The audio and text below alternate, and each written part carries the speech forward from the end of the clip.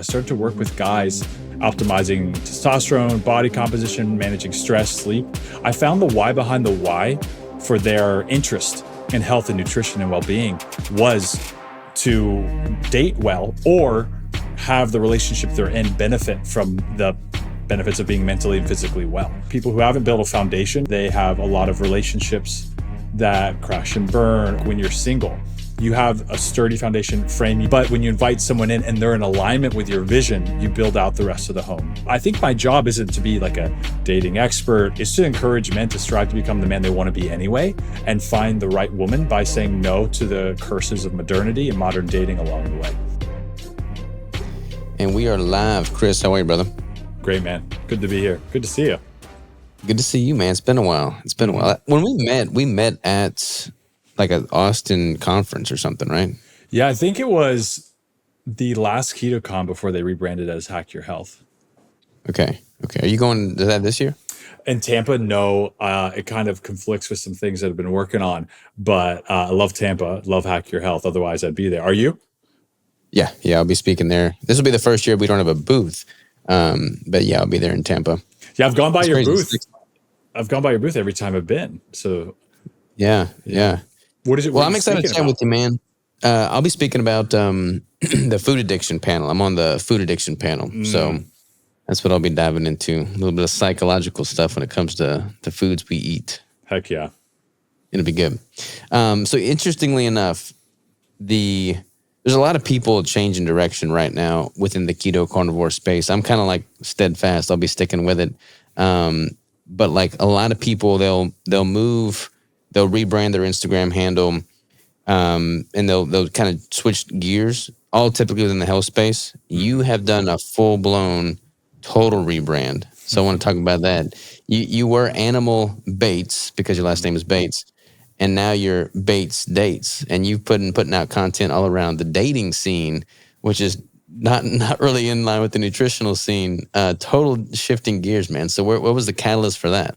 Yeah, well, I always love to do puns having to do with my name. So when I was eating animal-based, working for Paul Saladino, lead health coach at Heart and Soil, it made sense because I was practicing when I was preaching, and I still kind of eat that way. And we can talk about that a little bit because you and I had a great discussion last time. A very, very gentlemanly discussion. And sometimes things with diet aren't that way. But I changed it because as I broke away from Heart and Soil. I started to work with guys optimizing testosterone, body composition, managing stress, sleep.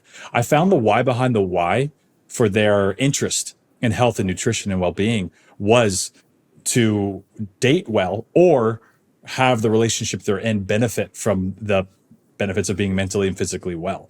And so I was like, I feel like, we talk a lot about how a lot of pharmaceutical drugs or a lot of these quick fixes don't really address the root cause. I thought, okay, well, am I really addressing the root cause in my practice or am I not? And so then I started to go down this rabbit hole of how, relationships affect our well-being. And I think the two work in tandem. So I haven't really divorced myself from health. I'm just thinking about why really do people want to be healthy? And a lot of times it's because they want to show up the best in their relationships. They want to find the partner that will make their life better, that they can grow old with and have children with. And obviously they want to be healthy mentally and physically so they can be good role models to their children and their grandchildren and things like that. So I've kind of leaned more into the why behind the why, I guess you could say. Yeah, I love it, man. I feel like we all need to be healthy for obvious reasons, but I feel like so much of what I get annoyed with in the health space is that people's why is so surface level, superficial, and just selfish. At the end of the day, like we're all here to serve in some capacity. And if you are able to serve your spouse, your significant other, your kids, your family, your community better, then everything improves. And that's a much stronger why. Out of curiosity, from like a marketing brand building standpoint, what's been the reception of that focus, kind of capitalizing on the dating scene relative to what it was like when you were at Heart and Soul, focusing more so on the nutrition? It's tough. Yeah. Sorry, I got some dogs having a grand time back there. We got a whole little pack. It's tough because people, they meet you and they label you as one thing.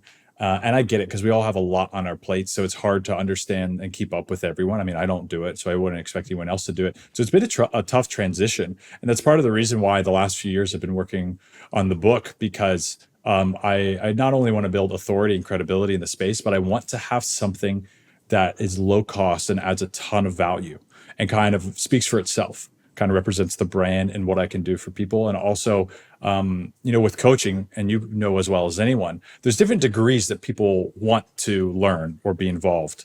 And I feel like a book is nice because people can choose to go as deep or not as deep as they'd like. And so it has been somewhat challenging. But what the fun thing is, I have a men's community and I do one-on-one coaching. But the thing I've been really focusing on is kind of, it sounds cliche, but brotherhood, because men want to know that other men are struggling with loneliness, food addiction, with trying to like balance providing for a girlfriend or family, but also trying to find this fulfillment and balance in their lives without being stressed out. And so the book has really talks a lot about those things, and it's been really nice to provide a place for men to come together to talk about their challenges in relationships and health and life. And it all works in tandem together. And that's what makes me really happy, is that I haven't completely left all the things that I've learned and all the people I've connected with at Heart and Soil. Some have filtered themselves out for sure, because they're just not interested, and that's okay. I'm not here to twist anybody's elbow in that way. Yeah, I mean, I think when you're working on things that are in unison, in symphony, I think the more vertically integrated we live life, the better everything gets. And if you're working towards a goal in which every contributing factor benefits the whole, so like being healthy, having good relationships, having camaraderie, having a brotherhood, like all of that, there's no reason that it should be a distraction or a deterrent. Like they all work together. So give me kind of like the backstory. Like, was there like a personal reason for you that you wanted to really double down on this type of content? Like, did you have a very lonely, troubled dating life growing up? Yeah, I certainly did. Did you really? I didn't have any girlfriends prior to my wife. I mean, which I'm honestly proud of now. Yeah. But like, she's the only person I've ever been with, and I'm grateful for. I was just super focused on business. Like I was just always business. But before I got into bodybuilding, like I got into bodybuilding in part because I was so self-conscious and lacked self-esteem with the lady. I mean, I was just focused on business really. But like, because I was so focused on business on like a hyperactive level, like I didn't date at all prior to meeting her. This is a story I hear a lot. And there's a lot of reasons why someone might look into health, fitness, bodybuilding. But a lot of times for guys is they want to be more attractive to women, and they also want to feel more confident when they are pursuing women or anything in life. That's fairly unique. It's not the only story like that I've heard, but to have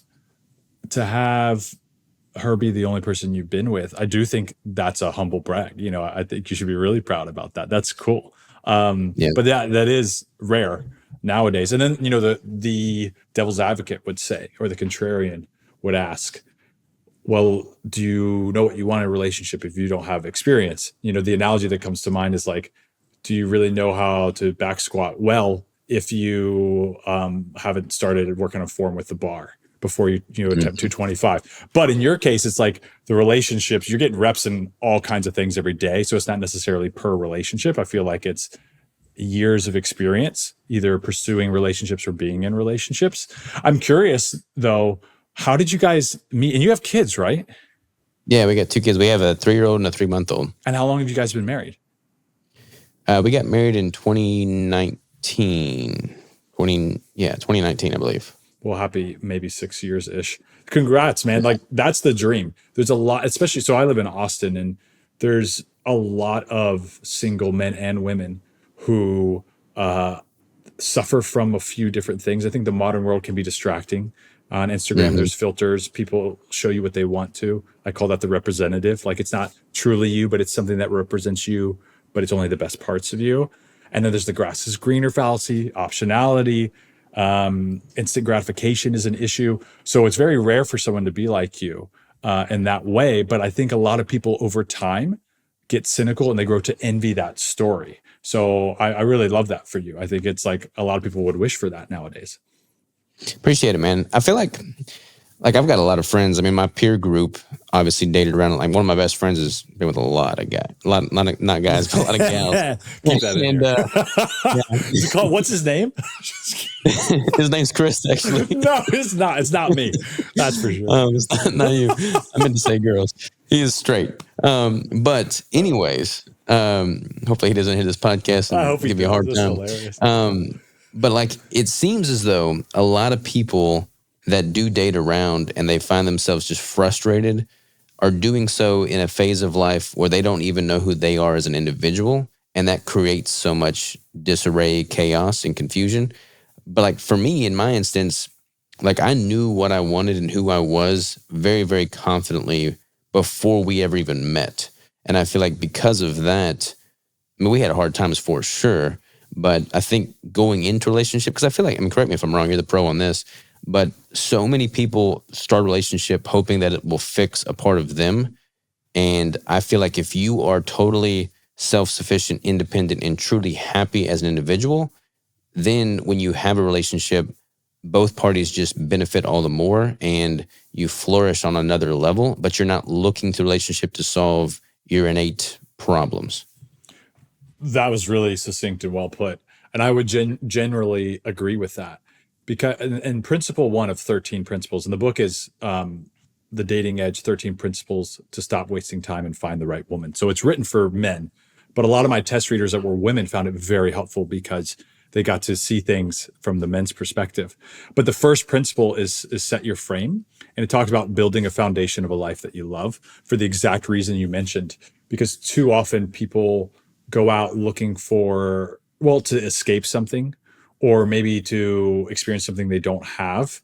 And there's nothing wrong for desiring those things, but you really have to have a sturdy foundation. And just like a foundation or a frame of the house, you don't have to have all the details figured out. It doesn't have to be pristine. And I think you get people on both ends of the spectrum, people who haven't built a foundation and they're just all over the place. And therefore they have a lot of relationships that crash and burn or are toxic, which I don't really believe in that word, but that's, what they label, or the home is already complete. So, and the frame of the house and everything, so they can't invite someone in to contribute because it's my way or the highway. But there's somewhere in the middle where I think when you're single, you have a sturdy foundation frame, you know what direction you're heading, like you mentioned.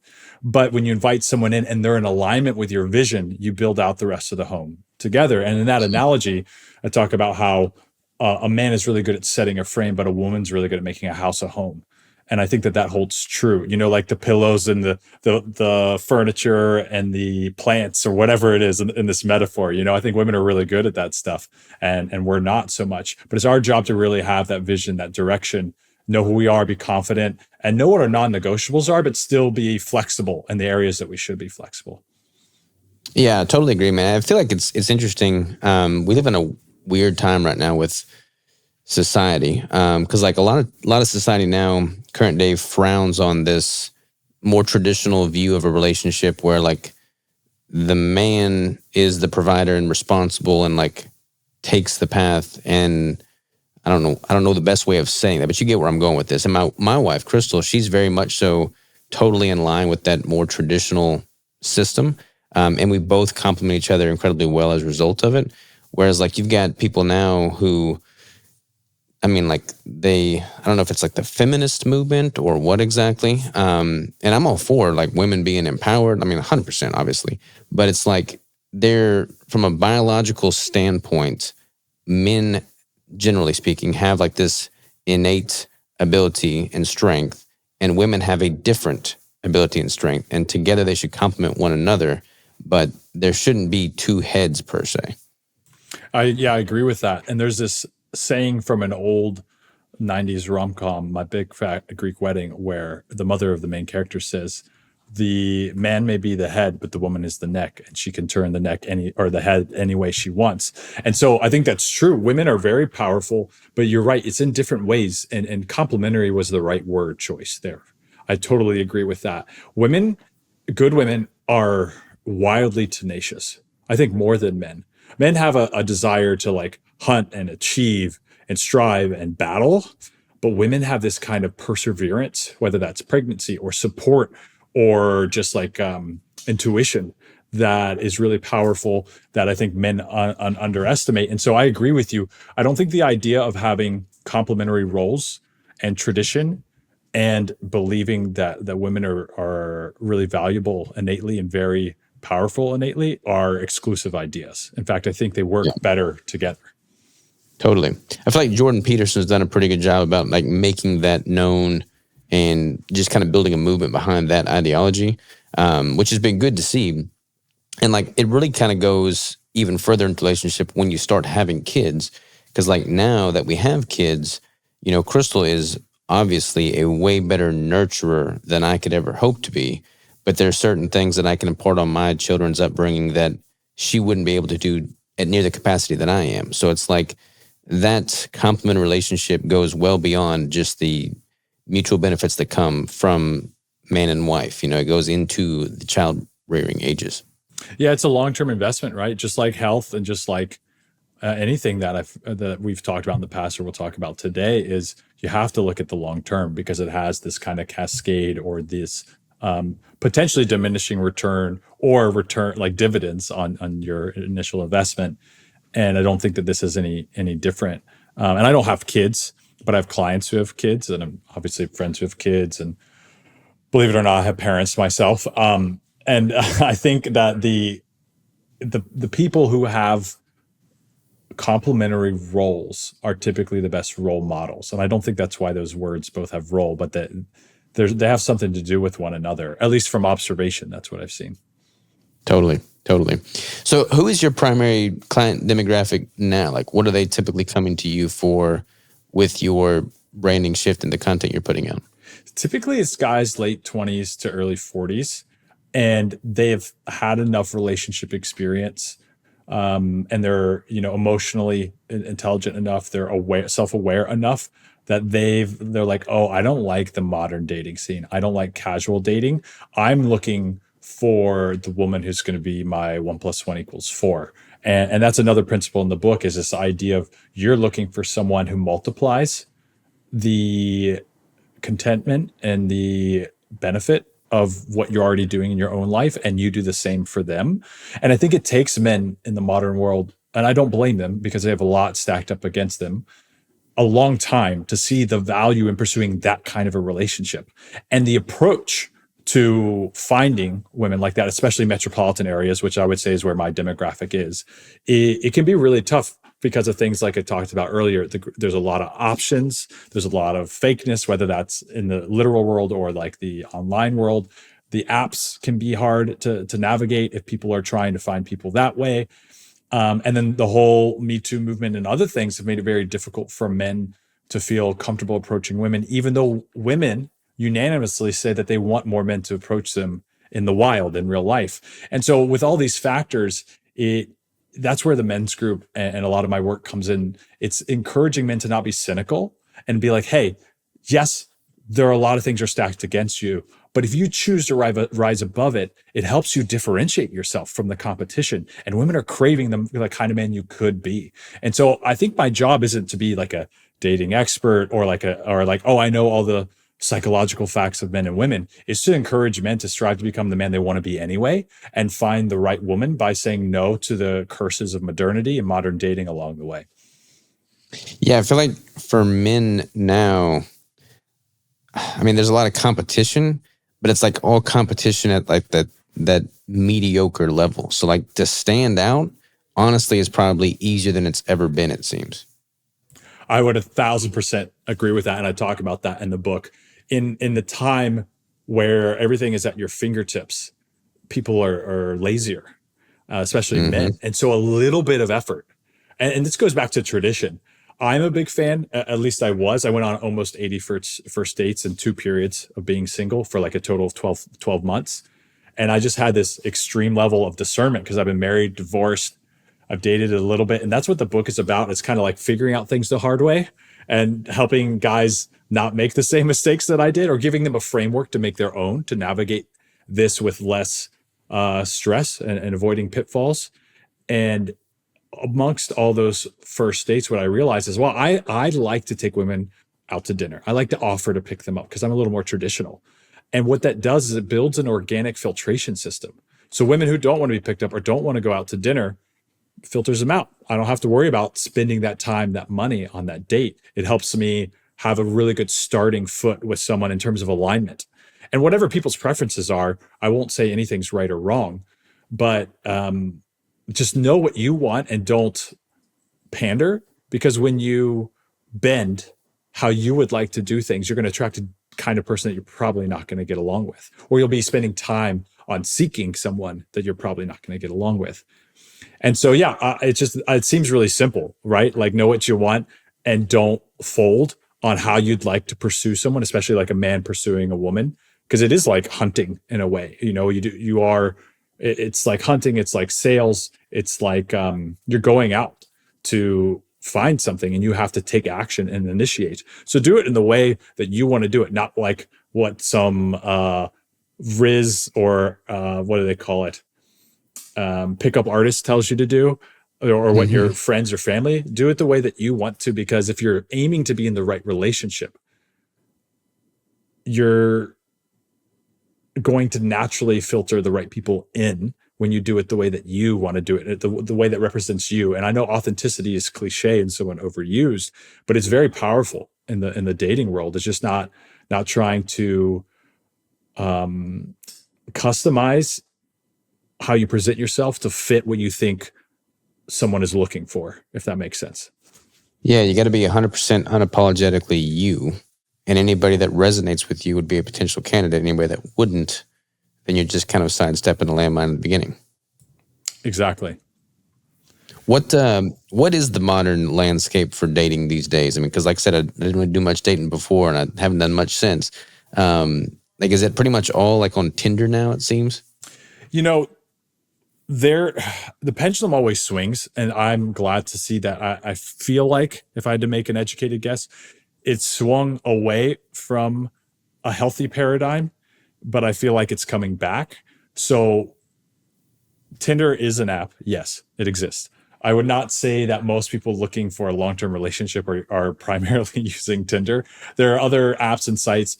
I think that it's healthy for men and women to use both the app like Hinge, because it's more in depth about a person, not just about appearances. And it's a little more protected in terms of verification. And it tends to be more people looking for relationships on there, but also in the wild, like in real life. I encourage guys to like approach women that they feel drawn to. Like, don't overthink it. It's okay to be nervous. Because again, women are looking for that. And I think there's a healing process of men taking the courage to give a stranger a compliment or talk to a stranger, even if it doesn't work out. Like, the woman and the man both feel better after that interaction. So the dating landscape, I'm almost annoyingly optimistic about it, because I think it's like a really fun, unique tool to personal development. Most people don't see it that way. Most people are cynical or untrusting or don't really give people grace. And I think if you gamify it, not in like the way that you're messing with people, but gamify it in terms of like using it as a 1% better kind of modality, both on the app, specifically Hinge, and in the real world, it can make life really fun. And then you just never know what kind of connections you make out of it, or what stories you get, or how you can really learn about yourself and other people. And all these skills aren't unique to relationships. They translate to the relationship with yourself, to health, to business. And I leveled up so much by going through divorce and going all these first dates. And every guy that I work with and talk to, and even the women that I talk to and occasionally work with, have just had these monumental transformations of person. And so that's what gets me excited about it as well. So the landscape would be labeled as harsh by a lot of people, but I don't agree with that. I think it's a cynicism where that answer comes from. And I don't think it has to be that way for the reasons we talked about.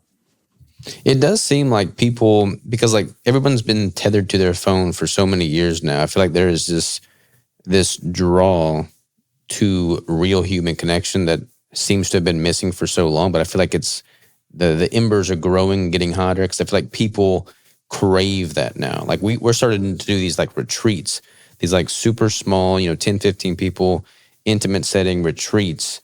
And I feel like people get so much more out of that than they ever would at like a massive conference where everything's just quick, concise, and like short-lived, or certainly on social media where everything's just, micro content and DMs. It's like people desire true, legitimate human connection, like on a primal level.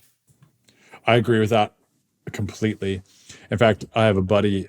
He's also a coach. He's more of like mindset and business coaching, but they had their first retreat, and everyone that went, it changed their lives. And I think it's for the reasons that you just mentioned, is not only in dating, but just in general, we've gone away from in-person interactions, and I think we all crave it. We have millions of years of evolution that hardwire us that way. If I were to make a bet, I would not wager that an alternative would be able to be a proper surrogate or substitute for that, Yeah. And so I think people are craving it, but at the same time, virtual connections can be a useful tool. So in my situation, busy solopreneur, pretty well established in Austin, not interested in dating within my social circles. So I casted a wide net using the apps. And so my girlfriend, Mallory, we've been dating for 10 months, and I don't know that I would have bumped into her organically. And so it's a wide net, but you almost have to know that you're using a shotgun to hit a bullseye. It's going to take a lot of shots. There's a wide spread. You don't know if it'll work out, but it's a tool on the tool belt, and it shouldn't be the only one. So that's why I think whether you ask friends or you're approaching women in the wild, whether that's like the gas station, the grocery store, the gym, the dog park, wherever you go, just like keep your head on a swivel. I think there's multiple tools like that people should utilize and be open to. Yeah, for sure. As far as so you said you've been divorced in the past. I want to kind of dive into them if you're open to it. Yeah, because sure. like I'm all about improving the statistics as they sit currently, and like two statistics that just bother me is the fact that more than 50% of the U.S. population is obese or overweight, wherever the standard metric is, and that more than 50% of the U.S. marriages end in divorce. I believe that's roughly an accurate statistic. Why do you think that is? Like, what is this overwhelming increase in divorce rates a result of? I'm probably not as educated on that, but I have my suspicions. And I believe it's a combination of instant gratification. There's always an alternative nowadays. It's easy to cut and run. I also think that moving away from traditional roles is really hurting a lot of people, men and women. Men feel like it's not worth, some men feel like it's not worth all the effort and the exhaustion and the money that goes into pursuing women. And a lot of women become so self-sufficient, they believe that they don't need a man, because what does he bring to the table that she couldn't already do to herself? And so men really need grace and opportunity to lead and build, and they're sometimes not getting it. And women really need a man to step forward, and so that they can step back, and they're not getting it. And so I think even when relationships seem to quote unquote work out and people get married, they're still transitioning from these kind of role reversal situations, and that can cause friction in the relationship. And like you said, we don't necessarily need two heads, they butt heads. And I know that has happened to me in past relationships. And then the other factor, I think, is the timeline for getting married has gotten pushed back a lot compared to our history. Part of that's, modern economics, politics, culture, school systems, you name it. But I think we're just, I think a lot of relationships, obviously there was, arranged marriages and other things like that. So this is not all encompassing, but I think a lot of relationships happened younger and people grew together versus growing and then being on these very specific trajectories, and they're less flexible to start growing with somebody else. And there's more, but those are the ones that come to mind. Do you think that trajectory is on the verge of tipping the other direction at any point, or what's it going to take for that trend to reverse? I hope so. And that's what I'm fighting for, really, with the book and everything else. It's like a call to action for men to become men again, and not try to do tit for tat or be cynical or show animosity. And I think it's going to take both men and women stepping up. But I do think men shouldn't wait to lead. I think we need to take action. And I think we need to be excited and courageous about taking action. And it does seem like people are fed up, men and women, and that we're going to swing back towards, I don't think what things used to be, but hopefully like a better version of complementary roles. And I think people are really tired of this kind of fruitless seeking of Yeah. relationships, and people just want peace. At the end, they want peace and love and someone in their corner. And I hate that people have gone through all of this, but at the same time, it's kind of like the health issues, right? Whether that was, certain things behind COVID, the obesity, or whatever metric they're using, or whatever. It's like after all the pain and the lies and the struggling and the suffering, people are willing to make a change, and then the pendulum starts to swing back. And so I'm hoping it's the same for the relationship world. Yeah. I feel like men, women too, but men especially, like we need to have a battle, a war to fight to prove to ourselves that we're worthy. And I feel like so many guys allow themselves to become complacent in life and just embrace mediocrity. And when you do that, you're for sure not going to have self-confidence in who you are and what you're capable of. But then your ability to provide and serve another who you would like to see as your equal is significantly diminished. And there's this just underlying imposter syndrome that runs rampant as a result of that, because they've not been proven. And it's because we live in such a soft time at the end of the day, I think. And we have to create our own self-imposed hardship in this day and age, or else we're not going to have a war to fight. And if you don't have a war, then you'll never be battle tested. Yeah, I think it's a really good way to put it. And it goes back to health, because not to say that testosterone and hormones and health is everything, but I mean, I've had unhealthy times in my life. I'm sure that you have. You do not have the same level of motivation and desire to battle, or the same drive to serve when you are not healthy mentally or physically. And so I think that's a big challenge for men right now, is that their testosterone is assaulted, right? Whether it's xenoestrogens, air quality, sunlight issues, processed foods, food addictions, whatever it is. And then we're assaulted in other ways too. Like you go on Instagram, even if you're not following or endorsing any of these softcore porn, as they call it, kind of like images and stuff, it's still everywhere because the algorithm is flinging it, if you're a man, all over your page. And it's like that on most social media platforms. And so I just think that we're assaulted by a lot of things, and it takes a lot more discipline and intentionality to avoid these things that suck our attention, that suck our testosterone, that suck out our motivation and our discipline. And so you have to be really firm in your beliefs to filter these things out. What do you think from a testosterone standpoint? Because I've had guests on talking about testosterone optimization, things of that nature. Some going the natural route, some going the HRT route. I mean, there is a pretty alarming downward trend in baseline testosterone levels over the past 20, 50 years or so. I mean, like abysmally low relative to what it was in the past. And there's probably a multitude of different reasons why that is: the nutrition, the sleep, the distraction, the everything, circadian rhythm, all that jazz.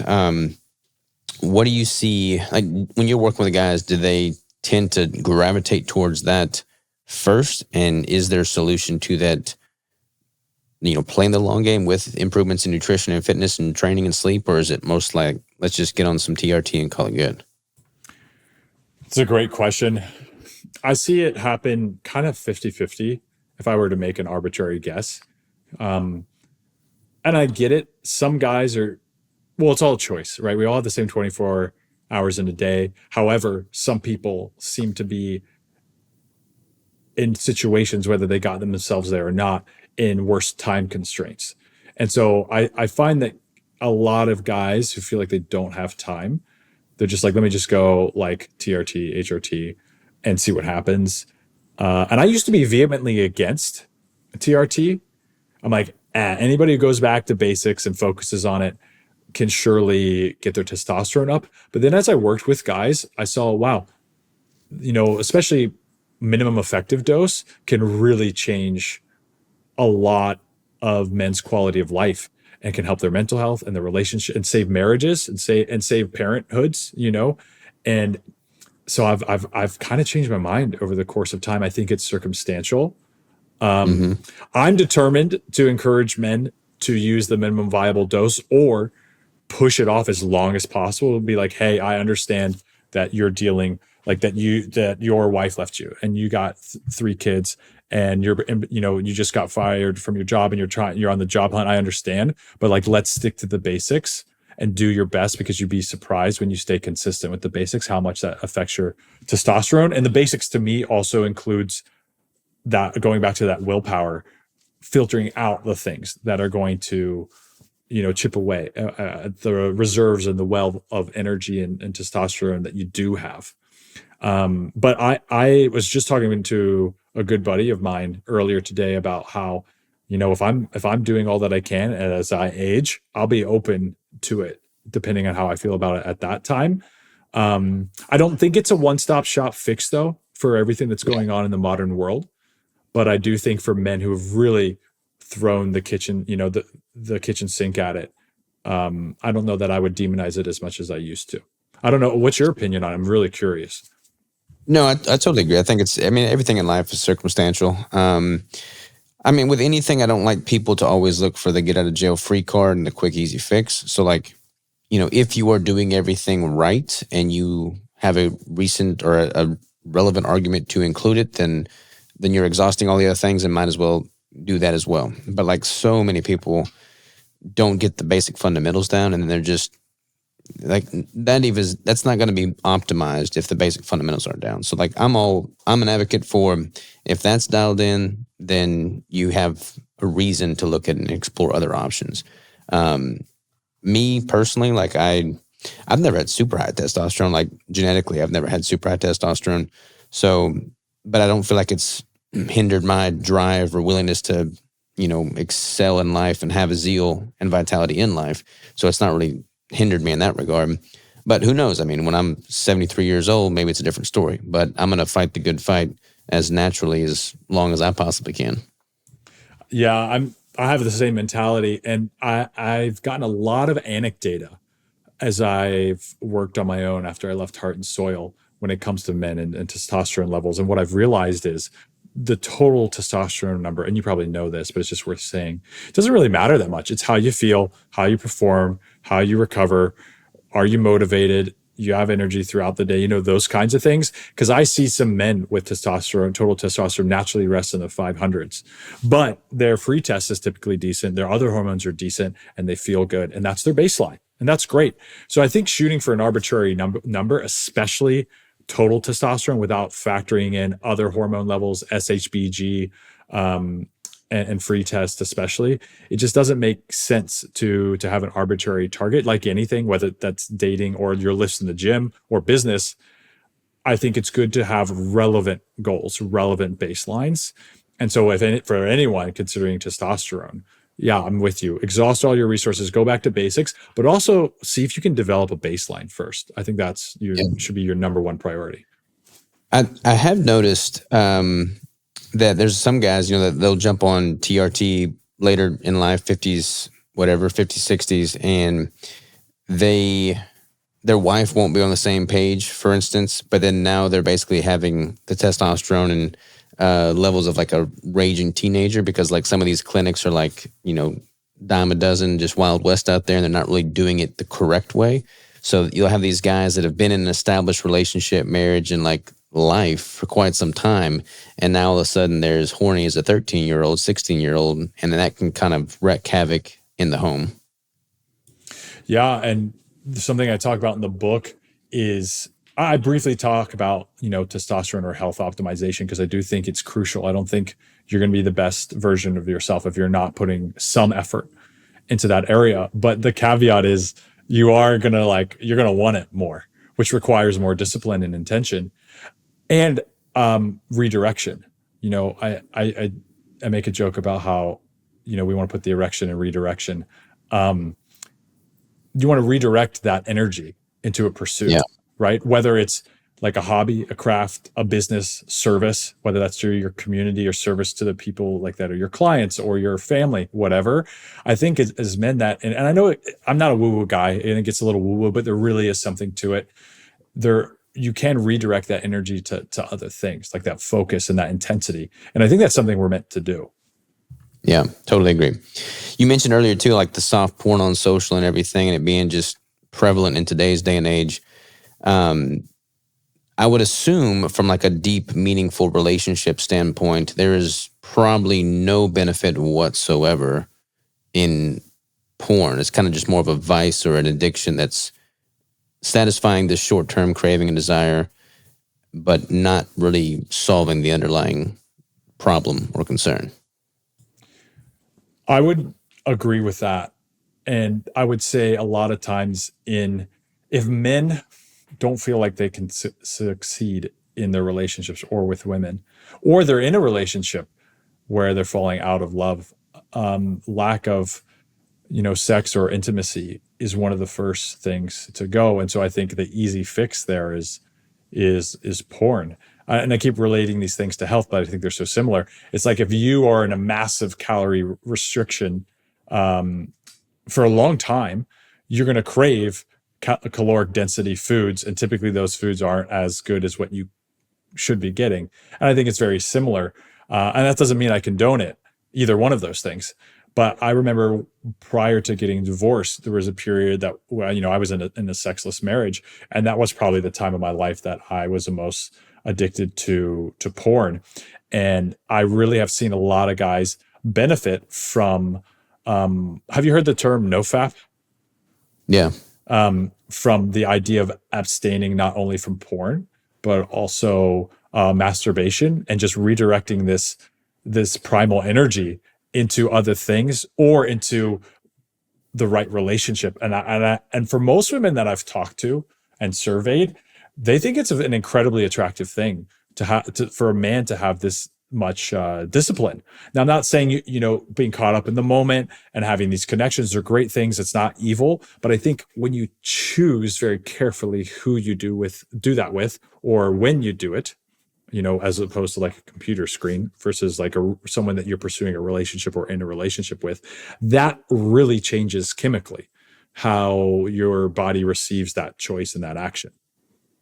Yeah, no, I totally agree, man. I feel like, it's kind of weird. Like sex is one of those topics that's taboo to talk about online, like in podcast form.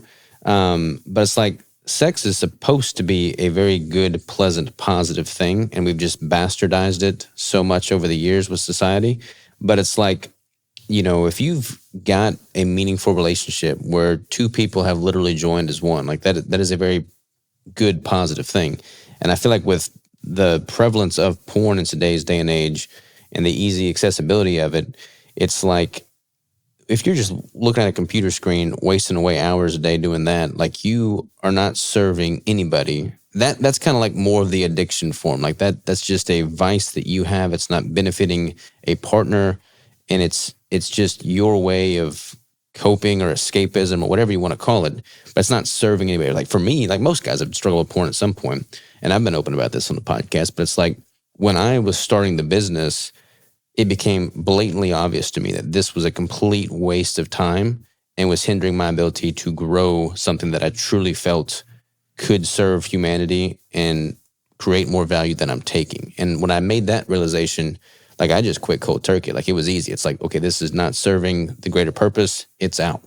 And I feel like people just need to really figure out and be self-aware as to what their greater purpose is. And then the vices and addictions have no hold on them any longer. I went through something similar. I think it was an escape. It was a substitute. It was something to satiate a craving. And at the time, I really wasn't assertive enough to ask for what I desired or stand up for my needs. And believe it or not, it was more of a me thing than a her thing.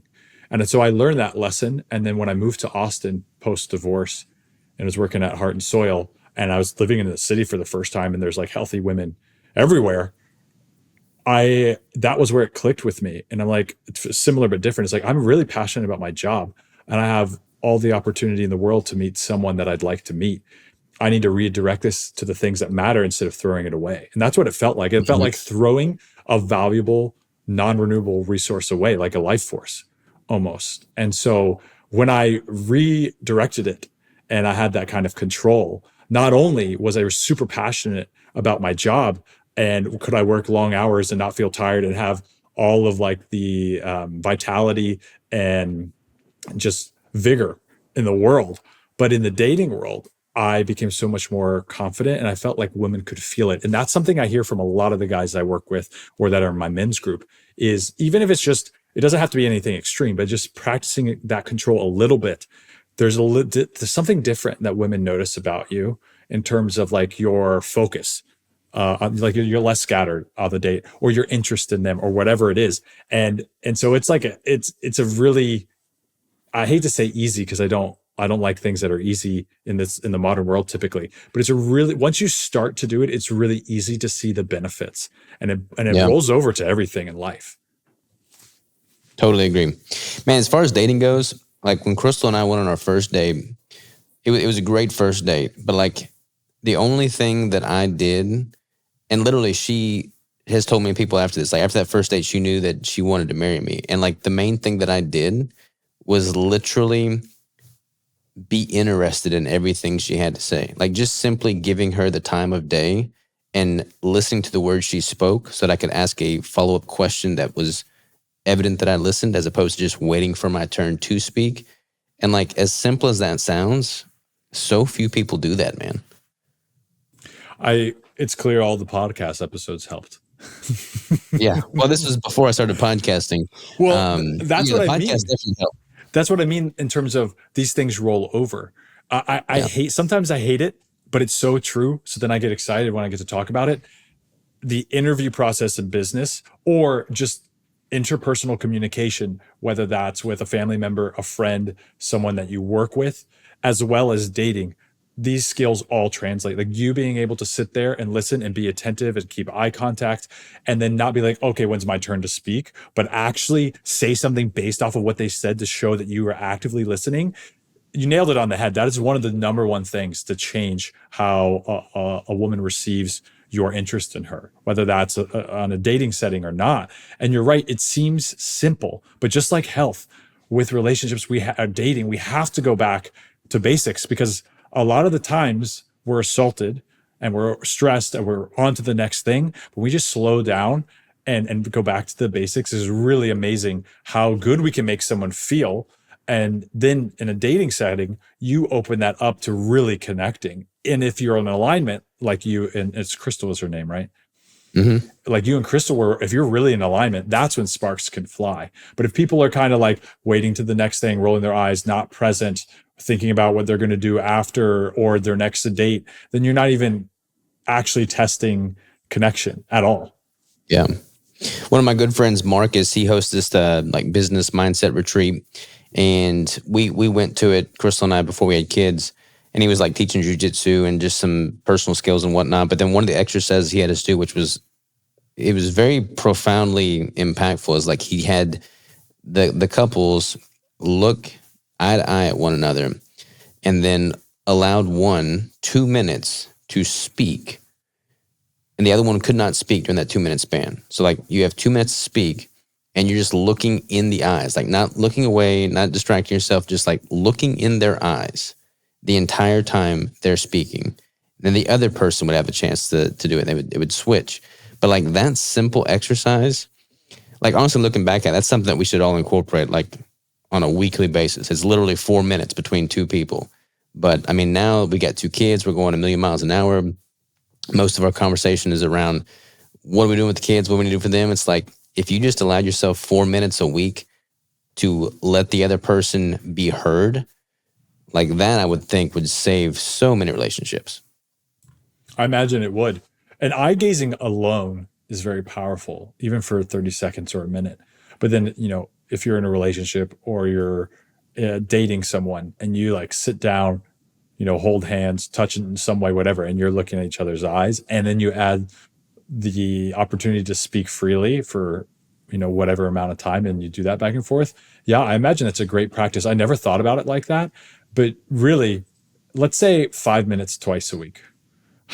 What are the benefits to that for such a little time input? I might use that going forward. So thanks for passing that along. I love that idea. Yeah, it's all Marcus. So Yeah. Well, I'll tell kudos to him. Yeah. Well, give me the download on the book, man. What's the book structured like? I know you sent me a copy. I'm a terrible friend and haven't read it yet, but give the listeners an idea of what to expect with the book. It's I would say 80% storytelling, real stories, very honest, non-embellished, tactful. 15% is breaking down the through lines of like, okay, what are these stories about? What principles do we employ? And 5% of how to make this your own. Because I'm not a copy and paste guy, even with health. But I think stories are really powerful, but I don't like stories that are dishonest. So most of the stories are my own. A few are people I know well or that I've worked with.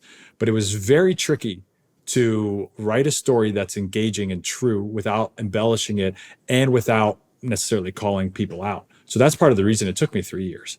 But the stories are very powerful. They're very true. And it will inspire people to no end to take up arms and battle like the downsides of the dating world. And these 13 principles, what I'm coming to learn, and maybe I should have marketed it different, to be honest, are not unique to the dating world. In fact, some of my best feedback, it just went on Amazon yesterday. My reviews and my feedback are that like, wow, this was a good reminder for a lot of principles for life of just how to act in every relationship, not just in the dating world, even though they are dating stories. So I would say for anybody who loves a very engaging book, I've been told it's a quick read. It's fun. I'm super witty in myself in it, if I'm allowed to say so. So it's like, but I also, there's some honest moments that are really tough and brought tears to my eyes as I was, about losing a buddy or admitting things that I'm not proud of. And, but I thought that was what was required in order for it to give value to people. So it's a lot of stories, but I think it inspires men to be the man that they've always wanted to be in a world where it tells them they're not allowed to pursue that. And along the way, they end up securing the girl they used to think was out of their dreams just by following a simple set of principles and making those principles their own. Yeah. So it's pretty applicable to anybody that's interacting with other humans then, right? Yeah, I guess you could say so. Yeah. Well, I'm excited to read it, man. I really am. I feel like relationships, communication, like these fundamental basics that we have known how to do as humans since the dawn of humanity, to some extent, like it's kind of gotten lost and chaotic in the social realm that we're now in. So like going back to that, especially with your kind of, fundamental baseline in health and nutrition and how you can tie it all together. Like I'm super excited about it.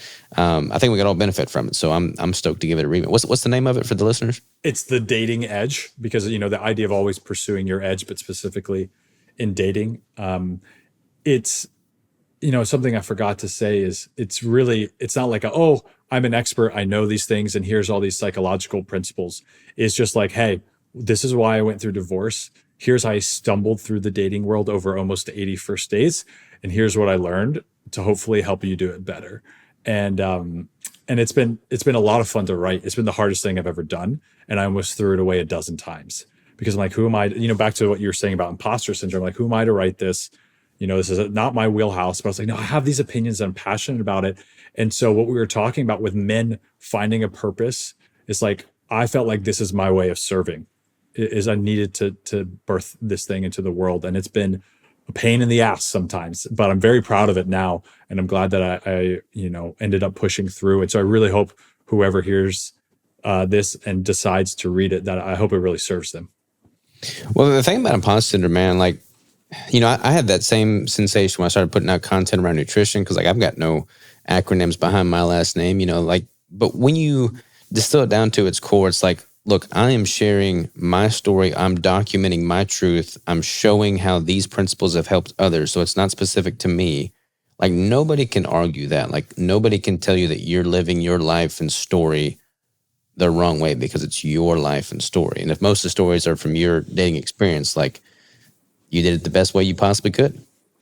And I think it's invigorating for people, especially men, because we don't always choose to share what's hard or things we're not proud of or that we're getting frustrated by challenges. So one of the biggest, I had 600 people who signed up to receive the advanced copy before it went live. And the biggest point of feedback I got back is like, wow, me too. I'm just a normal guy. The only difference is I chose to share this. And it's just so many guys, whether it's loneliness or like, thoughts of suicide or messing up in the dating world or feeling like women weren't into them or not knowing where to find confidence or how to approach women in the natural dating world because of the complications. It's like, they're like, oh, me too. I'm glad to know I'm not the only one. And that's a big deal, I think.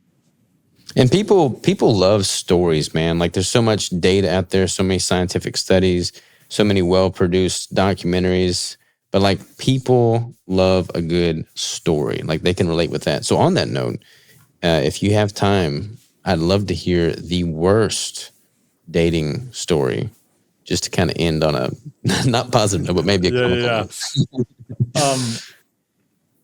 note. Yeah, there's two that come to mind. One, there was a girl that I matched with on Hinge back when I was working at Heart and Soil. And this was in the startup days. So this is kind of before Paul Saladino was as well known or that Heart and Soil was really that established. So I was working 12 hours a day, 7 days a week. And I was really utilizing Hinge to find women I was excited to take out on a first date because I just didn't have time to do much else. And I had matched with this girl a few months ago and I found out she was vegan. And so like that was a non-starter. I matched with her again on Hinge and I was like, you know what? Who cares if we have different dietary preferences? Like I'm over here downing 2 pounds of meat a day. And she's over here thinking that like I'm murdering animals, right? Like in my spare time as a hobby. And so we went on a first date. She didn't really want me to pick her up. She didn't want to go out to eat for dinner like I normally did. So she's like, let me cook you dinner. I was like, well, okay, if I can buy the groceries, then I will allow you to cook me dinner. That's, it's only fair. I was trying to be chivalrous.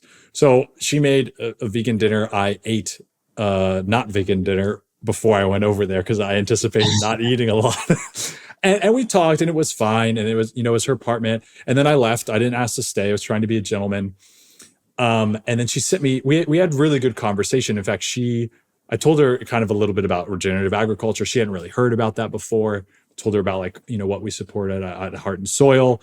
And she's like, if I ate meat, that's the way that I would do it. And so that was enough for me, right? Like, I'm like, okay, you can find middle ground, whatever. The next day she sent me some articles about veganism. I forget what they were, probably Bill Gates inspired. And then I sent her a few back, but, about the same subject, but from my point of view. And then she did not like it.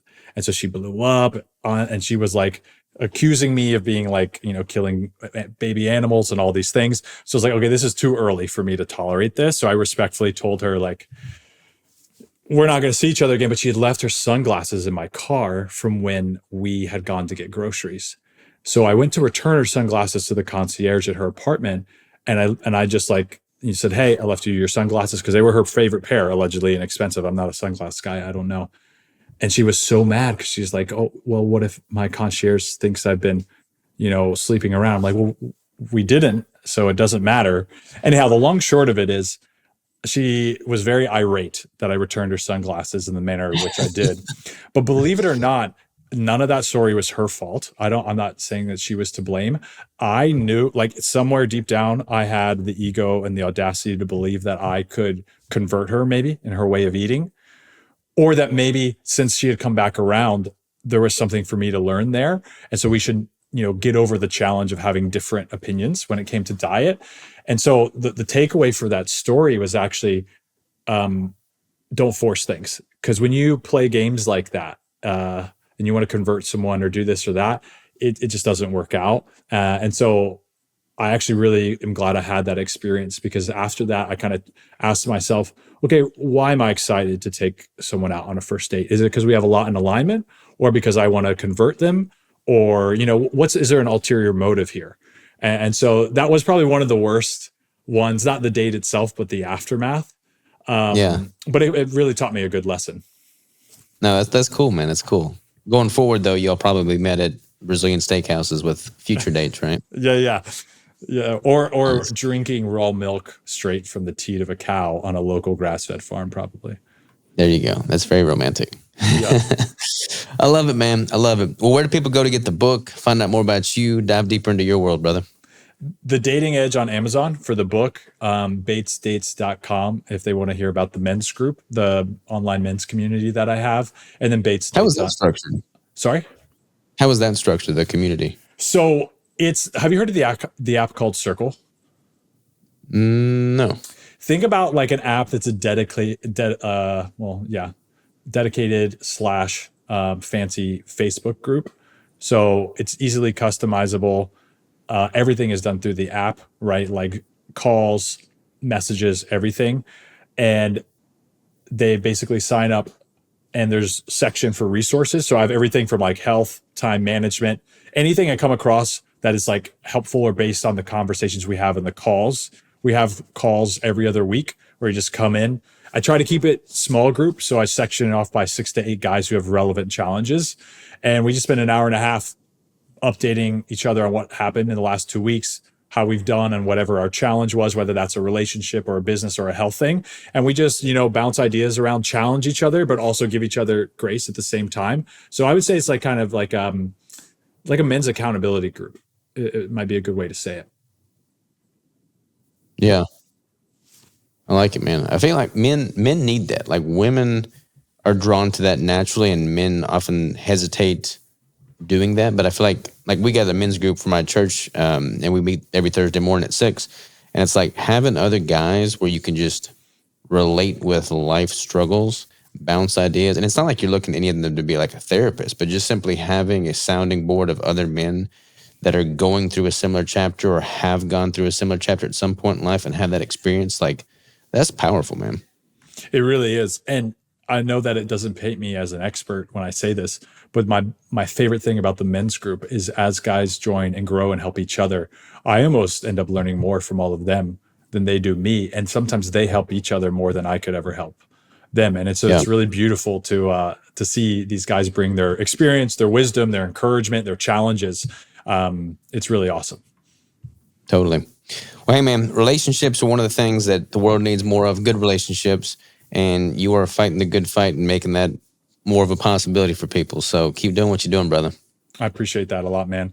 And relationships like yours are a really good model for people to look to say, hey, this stuff isn't antiquated and it's possible. So that's pretty cool. 100%. Well, keep in touch, man. If there's everything I can do for you, you just let me know, brother. Yes, sir. See you, Chris. Deuces.